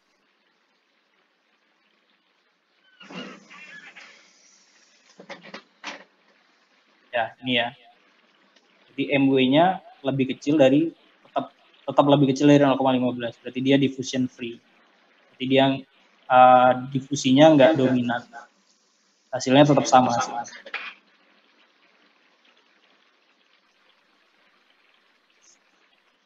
Oh iya paham Mas. Mau nanya lagi Mas. Kapan sih kayak penggunaan efektivitas tadi Mas? Soalnya masih aku kurang paham terkait penggunaannya gitu. Ya, jadi oke. Penggunaannya itu ini. Jadi nanti kalau kalian ada soal, kalian coba lihat MT-nya. Jadi kalau biasanya tanda-tandanya soal itu ada pengaruh difusi atau enggak, itu diketahui nilai DE-nya, diketahui nilai diffusion efektivitasnya, jadi diketahui nilai DE. Karena kalau diketahui nilai DE, kita bisa nyari nilai MT. Ya. Nah, kalau udah bisa nyari nilai MT, kita tahu nanti. Jadi dia itu di daerah apa strong diffusion resistant atau free diffusion resistant. Kalau misalnya kita di daerah ini ya diffusion free, artinya nggak ada pengaruh difusi, nilai effectiveness faktor kan nilainya angkanya sama dengan 1 kan, ya sama dengan 1. Dan ketika kita masukkan di persamaan reaksi ini, nah kalau E-nya nilainya 1 kan nggak ada pengaruh apa-apa, makanya dia nyebutnya kan free diffusion, karena difusi itu nggak berpengaruh sama sekali ke laju reaksi. Laju reaksinya seperti biasa, seperti nggak ada pengaruh difusi. Nah, tapi ketika kalau MT-nya besar, ketika dia masuk di daerah ini, strong diffusion resistant, nah nanti kalau kita hitung nilai effectiveness faktornya, dia nanti nilainya lebih kecil dari 1 kan. Nah, kalau lebih kecil dari 1, kita masukkan ke persamaan ini, nanti laju reaksi yang baru ini lebih rendah daripada laju reaksi biasanya. Lebih rendah daripada laju reaksi ketika cuman ada reaksi kimia, karena sekarang ada pengaruh dari difusi. Nah, jadi sebenarnya ini kalau lebih lanjut misalkan mau diaplikasikan ke dalam reaktor packed bed ya. Nah, jadi kalau kita lihat persamaan performanya reaktor packed bed, nah ini kan persamaannya kan sebenarnya gini ya. Persamanya misalkan yang ini. Nah, nilai minus RA triple aksen ini kita masukkan dari persamaan yang tadi. Nah, persamaan yang tadi kan berarti ada K, triple aksen, CA, terus kalikan effectiveness faktornya. Nah, jadi nanti perannya di situ. Ketika ada effectiveness faktor dan dia difusinya dominan, nah nanti laju reaksinya semakin lambat.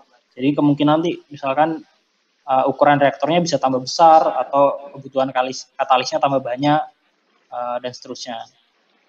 Ya, jadi untuk penentuan kapan kita pakai effectiveness faktor atau enggak, kita lihat dulu dia difusinya itu pengaruhnya besar atau enggak. Kalau pengaruhnya enggak besar ya udah kita nggak usah pakai ini, nggak usah pakai effectiveness faktor karena nilainya sama dengan 1. Oh iya, paham Mas. Makasih banget Mas. Paham. Jelas banget.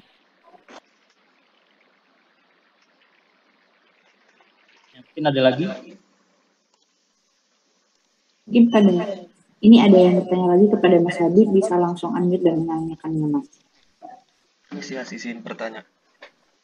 Ya. Di halaman 387 kan di pertemuan 21 itu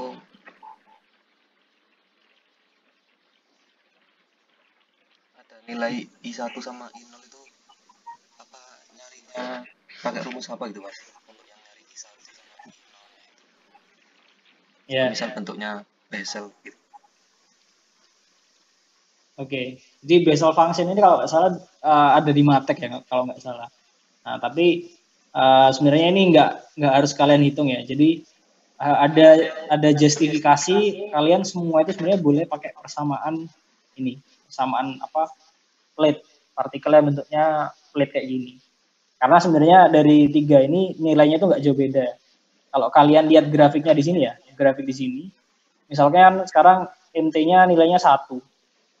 Nah, antara kalian spherical atau kalian silinder atau flat plate, ini nilainya selisihnya cuma 0,1 lebih lah, hampir 0,2.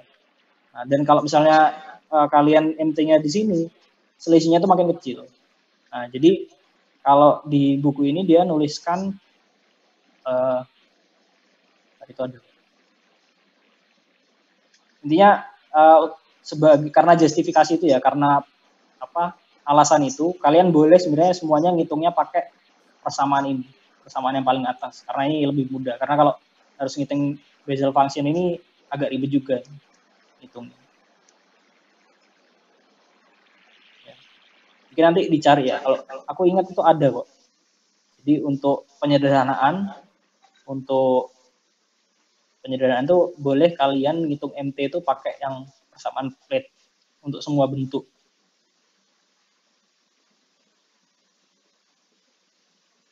Ini loh, ini ya. Kalau di summary ini kalian lihat nilai E ini rumusnya cuma ini.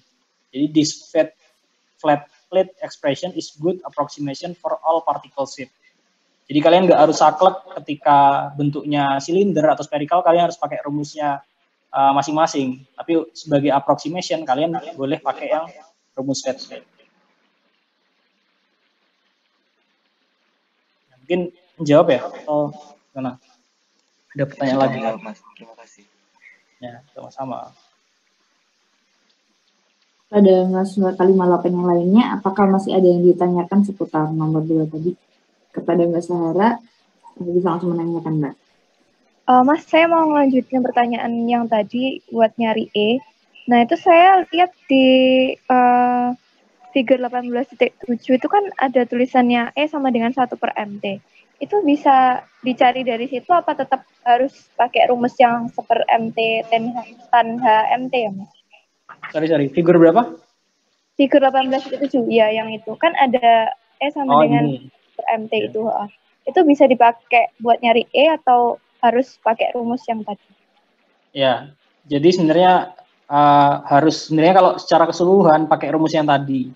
Jadi nilai E sama dengan 1/MT ini cuma berlaku ketika kalian itu di daerah strong diffusion resistant. Jadi ketika di daerah ini aja. Karena kalau misalnya ternyata kalian ngitung MT-nya nilainya 0,4 ya.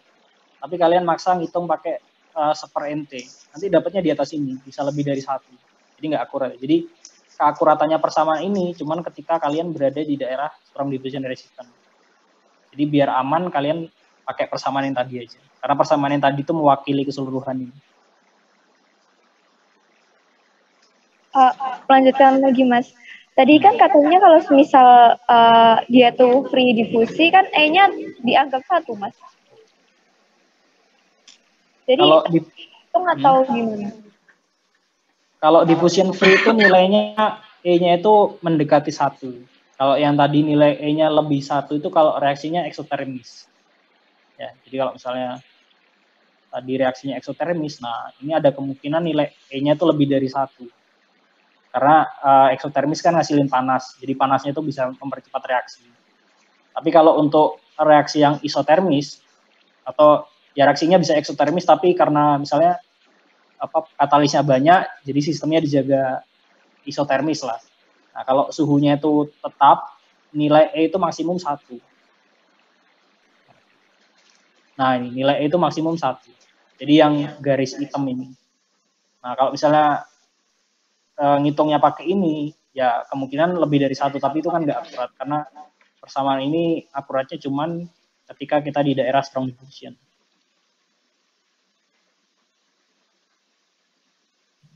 Iya Mas, makasih sudah menjawab sekali.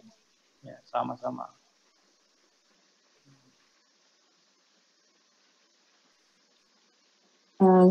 Bagaimana kepada Mas K58, apakah masih ada yang ditanyakan? Oke, kepada Mas Habib, bisa saya persilahkan. Permisi Mas, saya izin bertanya lagi. Untuk yang mencari nilai efektivitas kan bisa dari figur 18.6 atau persamaan 34. Nah itu makanya itu saat kapan pakai figur, kapan pakai rumus. Soalnya saya pakai salah satu memakai keduanya itu hasilnya berbeda. Ya, ya. Harusnya hasilnya mirip sih. Bedanya jauh tak bedanya? 0,9 sama 1 biasanya Mas. Kalau misal pakai rumus biasanya 0,9 terus biasanya pakai grafik dapat 1. Oh, kalau pakai rumus 0,9, kalau pakai grafik 1. Ya. Sebenarnya paling akurat itu ini, paling akurat itu rumus. Ikut rumus paling akurat. Jadi sebenarnya grafik ini kan tujuannya cuma memudahkan kan. Kalau misalnya kita perhitungan tangan, ngitung kayak ini tan H, tan H ini tan hiperbola atau apa lupa kan ribet kan untuk perhitungan tangan. Makanya orang dulu dibuatkan grafiknya. Jadi tanpa kita ngitung, cuma dari gambar bisa ditarik. Tapi kalau detailnya memang yang paling akurat tuh dari persamaan langsung. Jadi mungkin kalau kamu ngitung manual, nggak ada Excel, lebih enak pakai gambar. Tapi kalau misalnya ada Excel, kan ini bisa dihitung di Excel, jadi mendingan pakai rumus aja.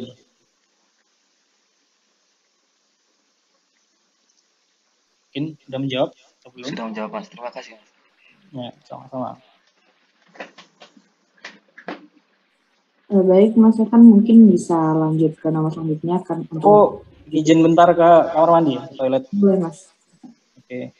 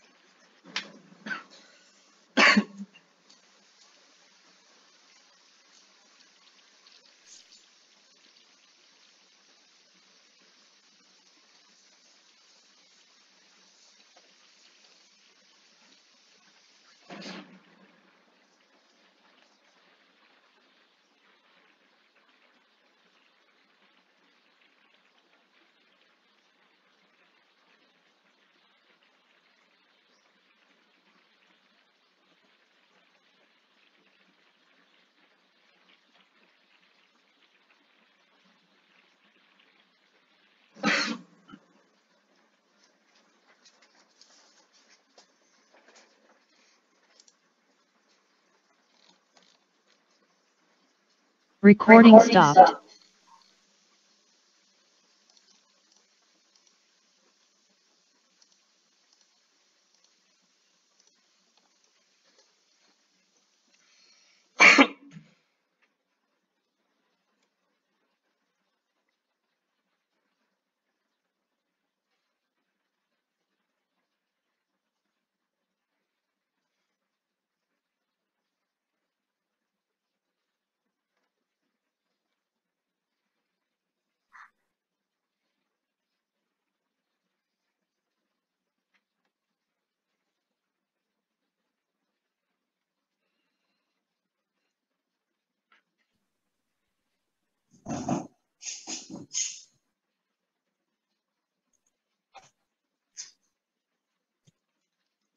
Oke, halo. Halo Mas, sudah terdengar. Recording in progress. Mungkin ke soal terakhir ya. Oke, Mas.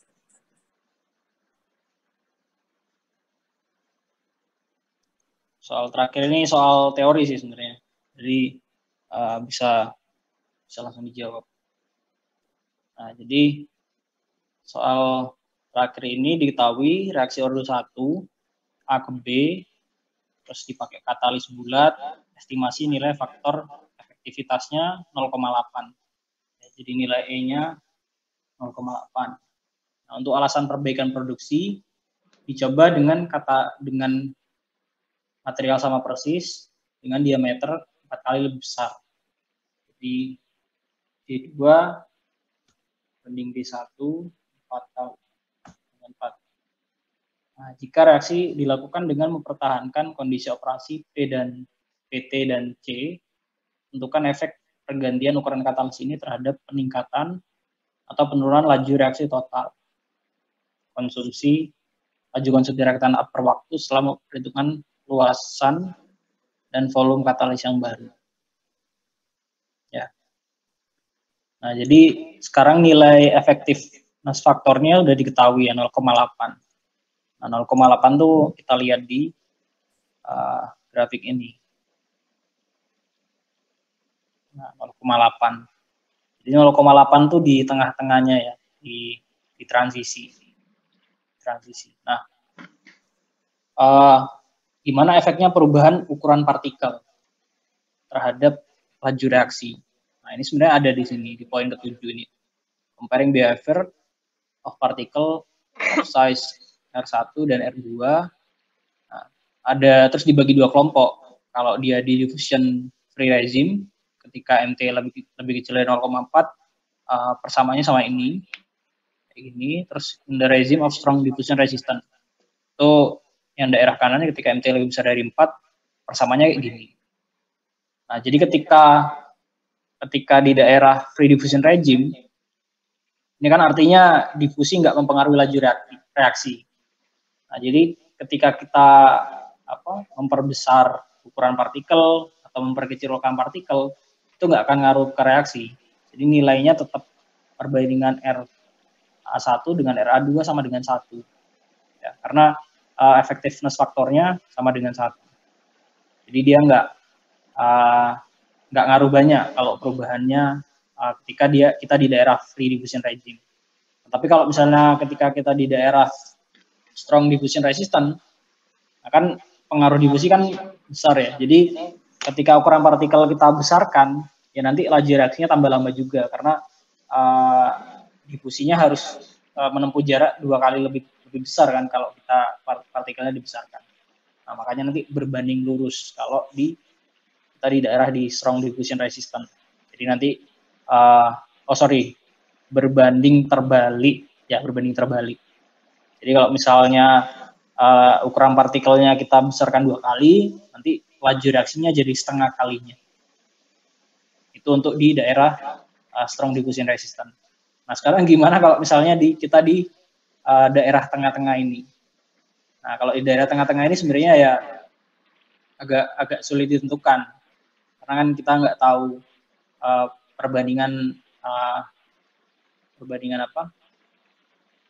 pastinya. Nah, jadi caranya sebenarnya kita harus ngitung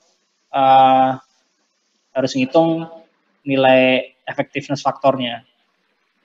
Nah, tapi kalau di soal ini cuma ditanya dia lebih besar atau lebih kecil, nah ini kan sebenarnya udah bisa dijawab kan, efek pergantian ukuran katalis terhadap peningkatan atau penurunan laju reaksi. Jadi ketika ukuran partikel dibesarkan, pastinya kan nilai L kan ikut besar, karena tadi L itu kan fungsi diameter. Ya. Nah, ketika L-nya besar, berarti nanti L besar, MT-nya pasti besar. Nah, karena itu tadi dari nilainya 0,8 pasti tambah besar. Jadi dia ke arah kanan. Nah, artinya kalau ke arah kanan, berarti effectiveness faktornya nanti menurun. Ya. Jadi sorry. Yang 0,8 itu bukan MT-nya ya. Awalnya MT-nya kan kita nggak tahu. Yang 0,8 itu ininya, effectiveness faktornya ya. Effectiveness faktor 0,8, berarti itu kan 0,678. Nah ya, tapi dia tetap di ini ya, tetap di daerah apa yang namanya? Daerah transisi. Jadi MT-nya itu sekitar 0,6 juga. Hampir 0,6. Kita kan yang spherical ini ya. Hampir 0,6. Nah, ketika ukuran partikelnya dibesarkan, pastinya MT-nya kan makin tambah gede kan, tambah besar. Nah, kalau MT-nya tambah besar berarti dia grafiknya titiknya kan geser ke arah kanan. Nah, kalau ke arah kanan berarti nilai effectiveness faktornya dia makin turun. Nah, kalau effectiveness faktornya makin turun, berarti nanti laju reaksinya makin turun juga. Jadi jawabannya untuk yang ini, pergantian ukuran katalis, kalau ukuran katalisnya dibesarkan, maka nanti laju reaksinya ini makin menurun. Ya, tapi makin menurunnya ini kalau dia di daerah strong diffusion resistant, dia kan berbanding terbalik. Jadi ketika diameternya dibesarkan 4 kali, laju reaksinya itu jadi seperempatnya. Nah, tapi karena ini kita di daerah transisi, jadi dia lebih lambat, tapi nggak sampai seperempatnya. Jadi di antara 0 sampai 1/4 kali, antara 1 sampai 1/4 kali laju reaksi awalnya. Mungkin jawabannya kayaknya kayak gitu. Kalau yang ditanyakan ini ya teorinya.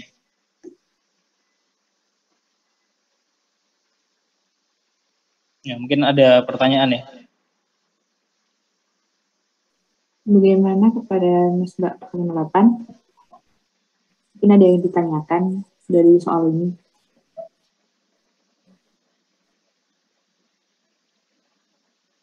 Atau mungkin juga bisa menanyakan tentang soal-soal sebelumnya tadi belum kepikiran buat ditanyakan, Mas Mbak.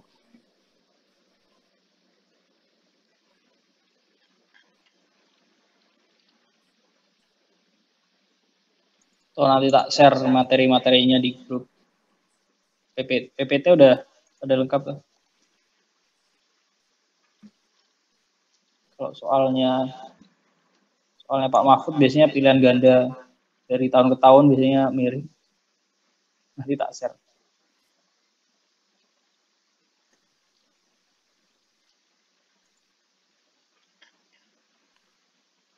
Mungkin materinya masih ada yang bingung. Mau minta diulangi. Iya Mas Mbak, mungkin ada materi yang masih dibingungkan atau soal-soal tadi ada yang masih kurang paham, bisa langsung ditanyakan saja.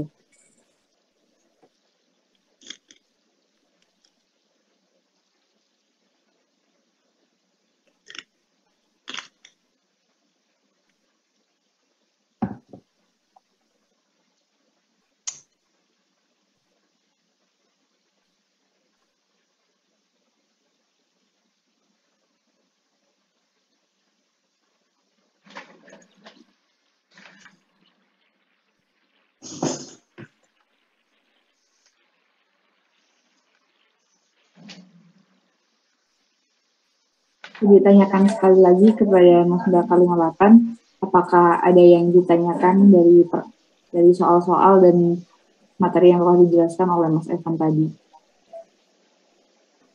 Atau mungkin ada yang punya soal kalau mau tanya. Mungkin ada yang memiliki soal dari PR ataupun kuis bisa ditanyakan juga lewat kelompok belajar ini.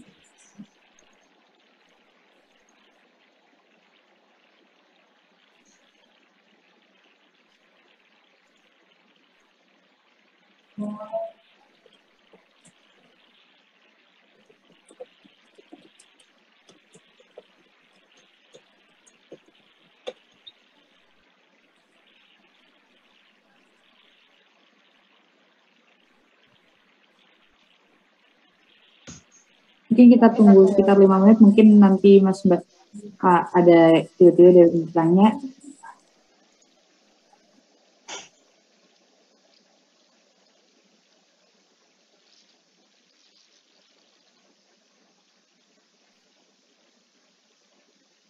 Ini ada yang chat aku di ini. Di line.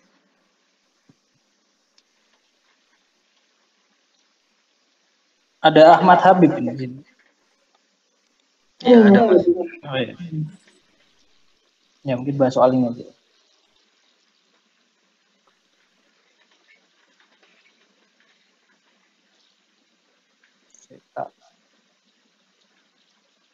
Oke.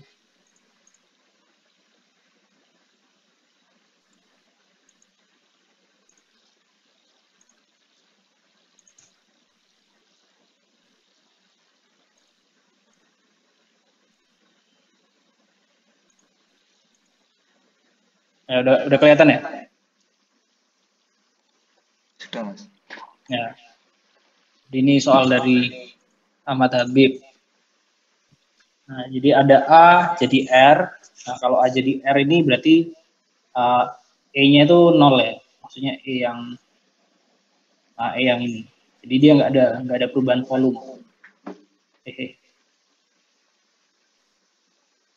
E-nya 0. Terus katalis pori dp-nya 6 cm, de-nya 10 pangkat minus 6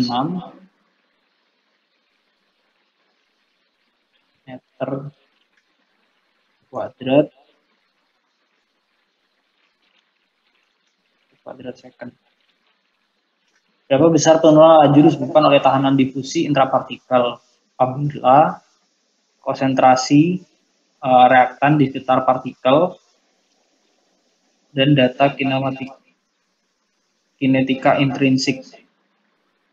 Ini minus R minus R A dan sama dengan 0,1 CA pangkat 2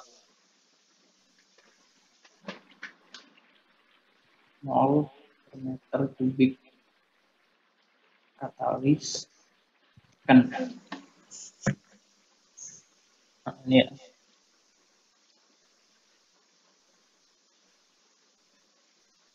Konsentrasi reaktan di sekitar partikel CA 0 100 mol per meter kubik.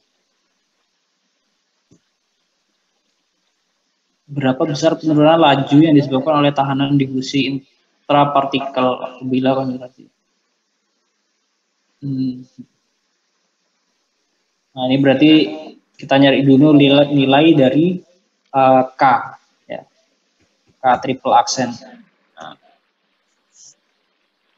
K triple aksen kan ini hampir mirip sama ini. Jadi diketahui mirip sama ini. Diketahui nilai RA-nya, kita nyari nilai dari K triple aksennya. Nah, cuman ini kalau di sini kan kita nggak ada nilai DE, jadi kita nggak ada pengaruh difusi. Tapi kalau di sini sekarang ada pengaruh difusi. Nah, jadi pertama kita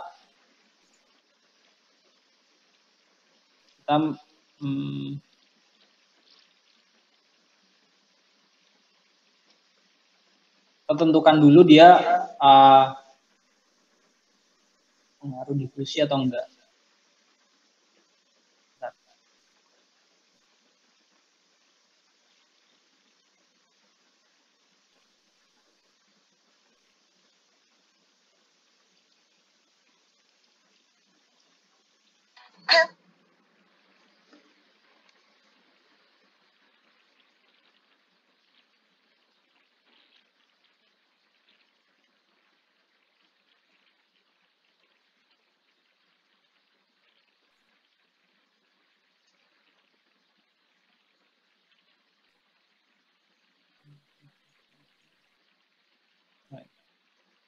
Nah,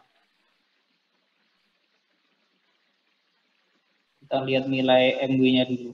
Jadi kita nyari tahu dia dipengaruhi difusi atau enggak. Kalau dari soalnya sih kelihatannya sepertinya dipengaruhi difusi. Nah, kan tadi Wagner modulus itu kan fungsi ada L, ada DE, ada K, triple aksen. Ya. Kita nyari nilai L dulu. Karena kita ini spherical, pellet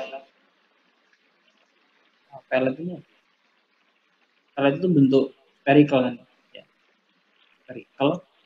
Jadi tadi dari rumus L itu kan berarti D per 3. Kita buat ke meter. Ini meter. Nah, terus kemudian kita nyari nilai dari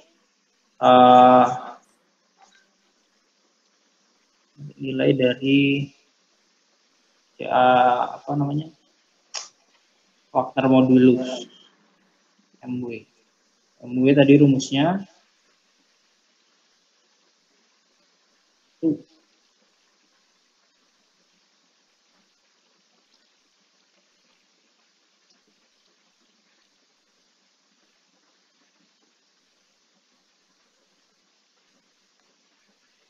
sorry agak lemot. Nah, rumusnya ini ya. L kuadrat minus RA per DE.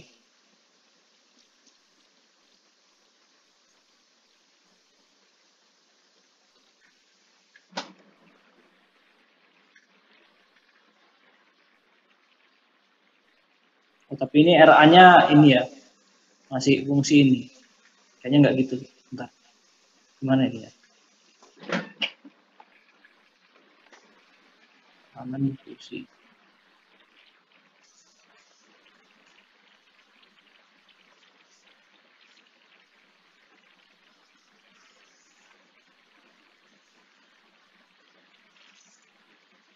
Iya, mungkin kita emang harus trial dulu nilai ini. Nilai apa? Effectiveness faktornya dulu. Misalkan L 0,5. Berarti nilai K triple aksen sama dengan RA. Oh, RA-nya tapi ini. Kalau di soal nomor 1 tadi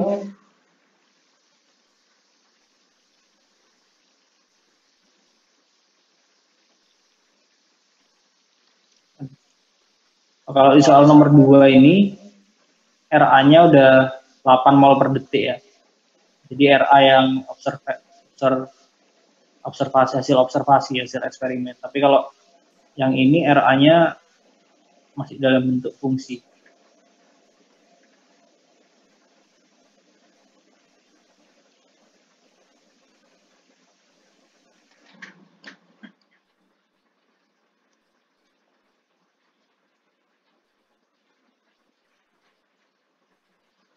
Oh, sorry, astaga.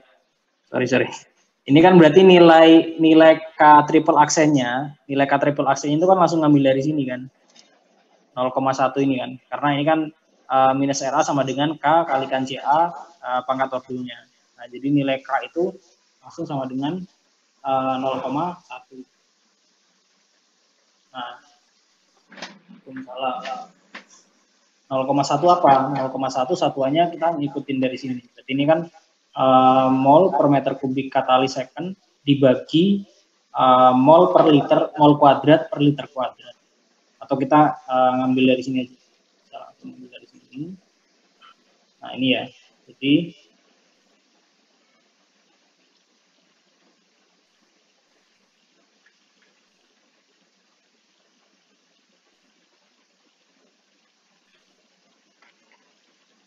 loh, seperti itu.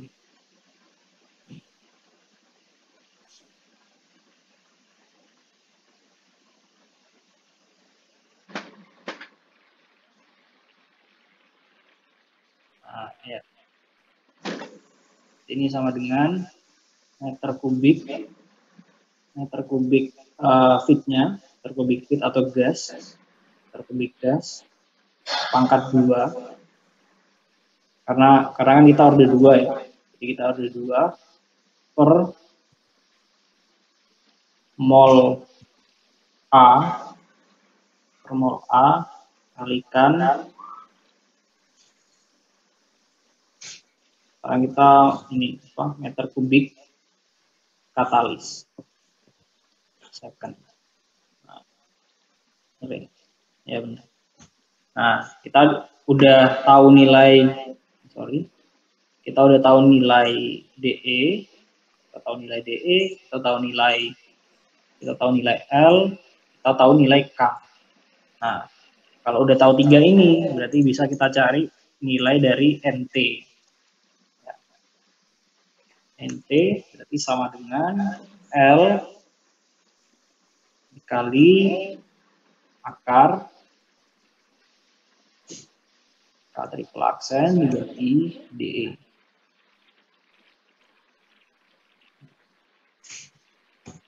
Nah, dapat nilai NT sama dengan 0,6. Ya, 0,6. Nah, 0,6 bisa kita pakai grafik atau bisa kita pakai persamaan. Nah, kalau Excel kita pakai persamaan aja. Persamaan ngambil dari ini.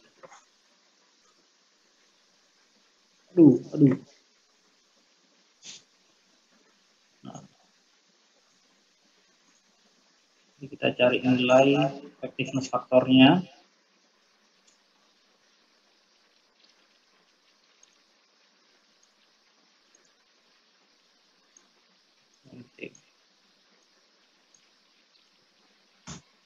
Nah, dapat 0,8. Ya. Dapat 0,8. Nah, jadi pertanyaannya ini kalau misalkan konsentrasi reaktan berapa besar penularan reaksi. Nah, berarti kita hitung pertama kalau misalnya dia free diffusion ya. Kalau nggak ada diffusion, kalau nggak ada pengaruh diffusion. Ini free di shit. Sorry. Keyboardnya error. Free diffusion. Nah, berarti kan RA-nya RA triple aksen itu sama dengan K triple aksen dikalikan CA 0-nya ini terus dikuadratkan karena dia order 2 tapi tanpa ada E ya. Nah, dapat ini mol per meter kubik katalis second. Nah, sekarang kalau misalnya ada diffusion resistance sekarang minus RA-nya itu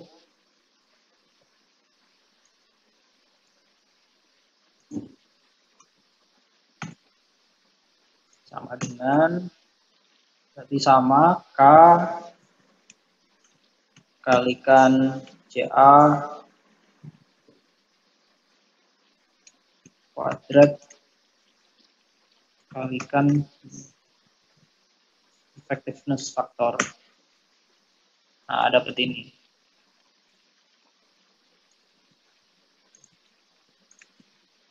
Nah, jadi berapa penurunan laju? Berarti penurunan dengan ini dikurangi. Ya. Nah, jadi jawabannya tuh ini. Nah, cuman ini sih nanti dipastikan ya. ini aku agak lupa sebenarnya dia ini cuma berlaku di persamaan orde 1 atau sebenarnya bisa untuk orde yang lebih tinggi. Tapi seingatku bisa untuk orde yang lebih tinggi. Jadi tinggal pangkat CA-nya aja yang kita rubah di summary. Oh, di summary juga orde 1. Ya. Mungkin tapi cara pengerjaannya sih secara garis besar kayaknya seperti itu sih. Mungkin dari Ahmad Habib ya tadi. Mungkin ada pertanyaan atau mungkin punya cara sendiri gitu. Sudah Mas, sudah cukup. Terima kasih Mas. Ya. Caranya kemungkinan besar kayak gini. Jadi kita hitung dulu MT-nya dari nilai DE, L, terus konstanta reaksi, dapat MT. Udah dapat MT, kita hitung effectiveness factor. Effectiveness factor bisa pakai grafik. Kita lihat pakai grafik ini. Kita masukkan nilai MT-nya 0,6, ditarik garis ini, atau kita pakai rumus. Ketemu E, baru kita hitung laju reaksi. Karena yang ditanyakan penurunan, jadi kita hitung laju reaksi ketika nggak ada pengaruh dari effectiveness factor atau nggak ada pengaruh difusi. Terus yang kedua kita hitungnya ada pengaruh difusi, terus kita cari selisih. Ya mungkin dari aku kayak gitu. Ada pertanyaan lagi mungkin? Maaf Mas, mungkin ini karena keterbatasan waktu ya. Jadi tutor dari kelompok belajar ini mungkin saya cukupkan untuk di sini Mas. Oke. Jadi dari sebelumnya terima kasih kepada Mas Evan yang mengiyakan untuk menjadi tutor dari TRK 2 pada kelompok belajar ini. Kemudian kepada Mas Mbak 58 juga terima kasih karena mengikuti kelompok belajar ini dengan secara aktif. Kemudian saya ingin mengingatkan untuk pengisian feedback yang sudah ada di kolom chat yang ada di kolom chat Zoom. Oke, mungkin saya cukupkan dari ini di sini. Sebelumnya, mari kita berdoa untuk menutup acara pada hari ini. Berdoa dimulai.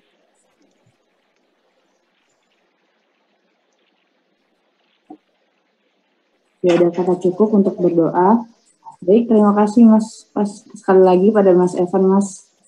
Nah, udah jadi tutor di TRK 2 kali ini. Kemudian ya selaku MC juga saya minta maaf apabila saya ada salah kata. Selebihnya wassalamualaikum warahmatullahi wabarakatuh. Waalaikumsalam.